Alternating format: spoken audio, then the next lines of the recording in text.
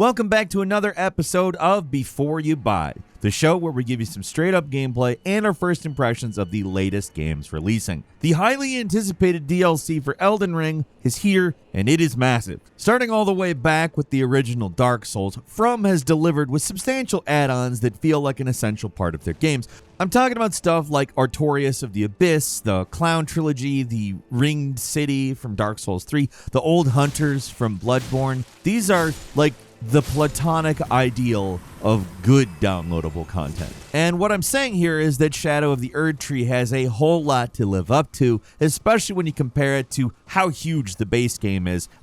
Is it one of From's best add-ons or one of its worst? Let's get right into it. I'm Folks, it's Falcon, and today on gameranx, let's talk Elden Ring's DLC, Shadow of the Erdtree. I will try to keep this as spoiler-free as can possibly be. I'm only going to show bosses and areas that exist in the trailers. It's not trailer footage that we're showing you, it's areas that were featured in the trailers, but still, there's a lot to see, and it does not make sense to show it to you here. Now, I don't think I need to explain what Elden Ring is. If you're watching this, you probably already know. It's Souls, but in an open world. DLC, it's the same format as the base game. It's got an open world map full of little points of interest and legacy dungeons to explore. You start off in this mostly closed off area.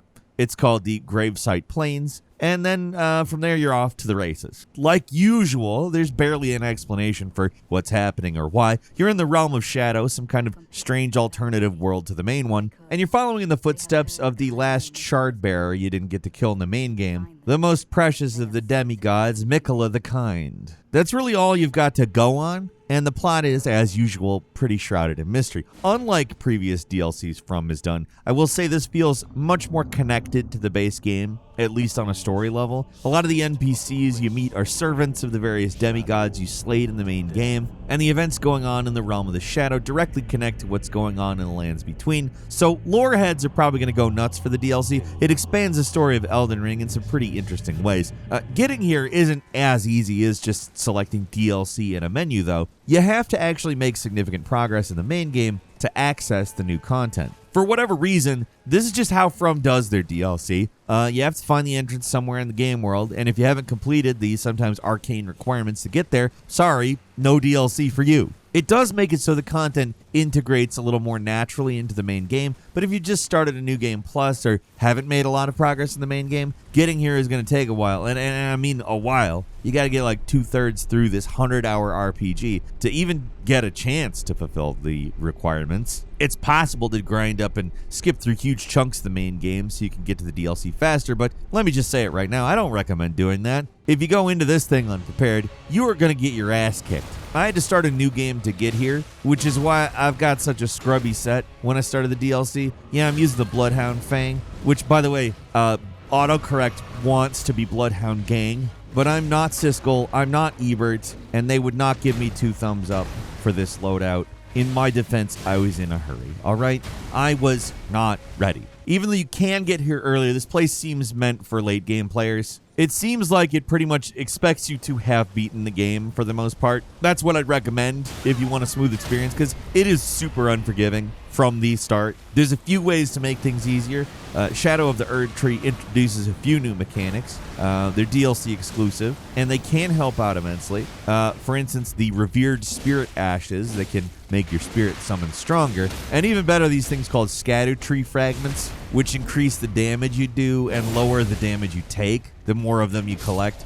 The catch here is these bonuses only work in the DLC, so there's a progression track that can only be followed in the realms of Shadow. It might be a little divisive, but I like how they're implemented personally. Erdtree fragments are mostly found in churches and Miquella's crosses, which are sort of breadcrumb trails showing you the vague direction you're meant to go. As directions, they're not that useful, but it was always a relief to see them because the strength and defense boosts you get from these items are they're significant. It's a mechanic that rewards players for exploring the world, and even though the boost you get, it's small at first, it really starts to add up after a while, and you can make certain boss fights that seem impossible at first relatively tame once you have enough of them. Like the base game, you can either follow the breadcrumbs or just explore and see what you can find. But what makes this area so different is that you start off in what is essentially the center of the map rather than one end of it. Given that, one path quickly becomes 2, becomes 3, just spreads out from there. And the map here is a lot more vertical this time around, so you're constantly looking at spots and wondering how the heck you're supposed to get up there. Some people might find that frustrating, but I like the sense of discovery, looking around and trying to figure out how to get to some seemingly unreachable areas. The map might not look that big at first, but believe me, it's gigantic. The landmass is way bigger than I expected. There are huge chunks of the area that are completely optional too.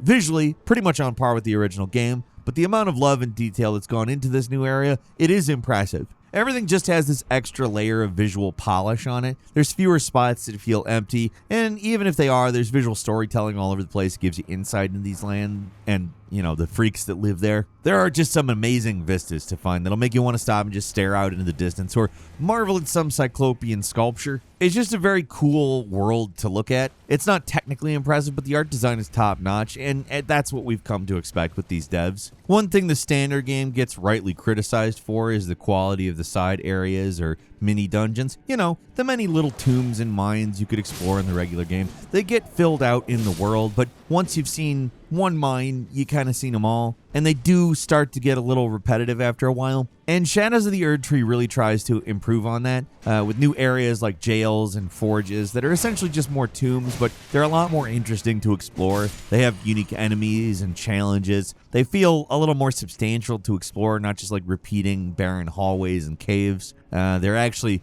dressed up to feel like they're almost at the level of the legacy dungeons, and that's a big improvement overall. Another thing that makes these places worth finding is they all almost have something new to get. There's loot everywhere. New weapons and talismans and armor sets are just falling into your lap, and a lot of these things have new animations or mechanics. There's just some amazing and powerful weapons to find here, and in another positive, this place just showers you with smithing stones so you can actually upgrade all this stuff, which is good because, like I said, you basically need a maxed out weapon to get much done in this DLC. At level 1, trying to kill even the most basic chump soldiers is, it's like trying to chop down a redwood tree with a pocket knife, which is sort of ridiculous, but that's Elden Ring for you. Speaking of enemies, there's a lot of new stuff here, but also there is a kind of disappointing amount of reuses. A lot of enemies from the base game appear here, and while some of them get new tricks, a lot of them are exactly the same. Another problem from the base game that rears its ugly head here as well, the parts where you're just sort of running by enemies. I'm not talking your regular old Souls walk back after getting killed in a legacy dungeon area. I mean the many open world areas where there's just a ton of random enemies wandering around, and you just ride the spirit stead past them. In the regular game, it was noticeable, but here it stands out even more because in general, the open world feels more designed and curated, and it's maybe smaller, more detailed in a lot of ways. So the parts where you're running through, avoiding everything, it stands out as awkward. For the most part, though, the Realm of Shadows is just a joy to get around. It's somehow even more non-linear than the regular game, with a lot of secret paths that can get you to certain areas and completely bypass certain bosses if you want.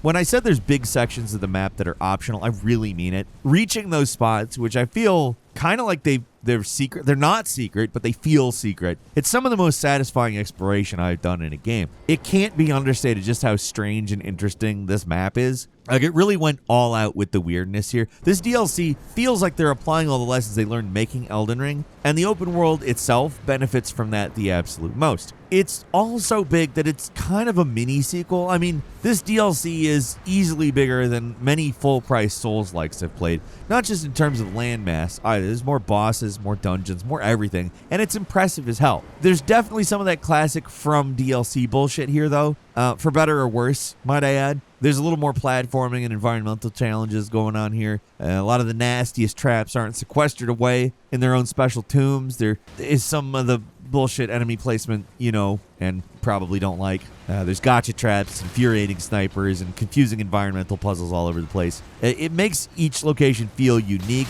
but it does get exhausting after a while, especially when you find yourself getting stuck. Look on the bright side, though, there is always another incredibly hard place to go get killed in. The new bosses, which I'm not going to show a lot of, they are no joke. I'm not sure any of them are quite as hard as Millennia. There's new mechanics that boost your attack and defense, put you on more of an even playing field compared to her, but some of them are definitely close. Do you love absurdly long attack strings that always seem to have one more attack after you think they're over? How about massive area of effects that can trigger on a dime and are nearly impossible to dodge through? How about chaotic screen obscuring effects that make it hard to tell what's going on? Oh yeah, and massive health bars on bosses that can often kill you in a single hit or two, and who attack so aggressively you almost never get your turn to attack back. This DLC's got all that, and it's somehow even worse than you probably expect it to be. I admit, I used and abused spirit summons to get through this one. Absolute maidenless behavior, I know. But good lord, some of these bosses are brutal, and I had to use every advantage I could to beat some of these things. That's the DLC overall, though. It's really tough, especially early on, and if you're not rolling with the most overpowered equipment possible, it's very hard, but it's also very satisfying. It's easily From's biggest DLC yet. It's probably one of the biggest of all time, like up there with Blood and Wine from Witcher 3. I think it's probably bigger than that. This feels like Elden Ring 1.5, both in terms of size and how overall I think the DLC is a more refined experience than the base game. As much fun to explore as the standard game was, playing this game really makes you understand how flat the terrain actually is. And after exploring one or two tombs in the base game, you've basically seen everything you're going to see there. This DLC is very different from that. Everything's special. It all feels handmade. Honestly, even when they're reusing assets. These guys are the masters of using and reusing what they have. And while certain parts of Shadow of the Erdtree can feel familiar, there's a lot of big surprises here and some amazing areas and boss reveals that are easily some of the best in From history. So is this the best DLC From has ever done? Well, that comes down to taste, but just looking at what's here, it's the most fully featured DLC. It may not be as tightly designed as the old Hunters, which is arguably their best DLC, but it's definitely up there in terms of quality. It's huge, but it's not cheap. The base price is $39.99, and you do get your money's worth. You could probably finish it in about 20 hours or so if you just push right through the main path, but for completionists, you can easily lose 30 to 40 hours here or more. It can't be understated how big this DLC is. It's almost too big at times. There's one too many moments where the only interaction I was doing with the game was pressing forward and tapping the dash button to rush through a visually stunning but otherwise empty environment. But for me, not that big of an issue. I kind of like seeing more stuff. If the DLC had been something a little more dense, I think it probably would have been the perfect DLC. But also, I mean, nothing is perfect per se, and very, very, very good is more than enough. In fact, it's more than almost everybody else. If you're into Elden Ring, this DLC is pretty much essential. Highly recommended. Great stuff. That's all for today. Leave us a comment. Let us know what you think. If you like this video, click like. If you're not subscribed, now's a great time to do so. We upload brand new videos every day of the week. Best way to see them first is, of course, a subscription, so click subscribe. Don't forget to enable notifications, and as always, we thank you very much for watching this video. I'm Falcon. You can follow me on Twitter, Falcon the Hero. We'll see you next time, right here on gameranx. If you discover any more crosses, be certain to tell me. I presume you, too, are keen to know just what kind Mikola is doing here.